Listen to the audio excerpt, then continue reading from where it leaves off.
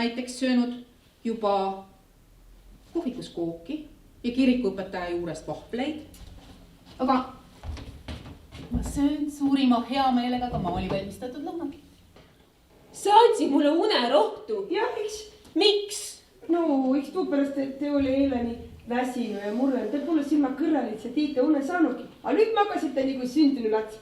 Ka ma olen nüüd õppa lõunat tegema. Täärtase haugi kotlete ja magusraasam saiavurmubinaga. Kas teile meeldus saiavurmubinaga? Ma panen sinna kimmehega seeliga sisse, siis on esiarganis Oh Eestimaa, on õiduslik su lumm. Must samet taevaks, jõgi hõbedane. A lõunas saab asigaliha karbonaadi ja magusraasam lumepallisu. Oi Maali, te elate siin kodumaal ikka väga hästi, nagu paradiisis. Magate lõunani, sööte nagu kuningad. Ma pole sellise luksusega enam sugugi harjunud. Aga kui siis seal Pariisis ja Berliinindu elu on? Ai, kas seal on nälg või? Ma ise oskan ka silguvormi teha.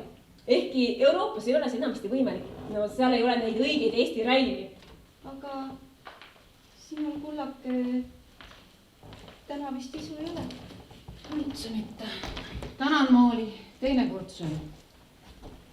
Aga täna võtaksin kakaod nagu ikka. Õkva saa. Ja ma panen õnne kulbiga vahukurtka pääle, jah. Ta viiul hõiskab, minule hõiskab süda. Ei saa me sinuta, oh Eestimaa. Ei saa. Milleks ma raiskan aega? Unne nii ei tule ju. Kus, kullakene. Ma keda tiid, Tio see väl ja kõik see kõrgab.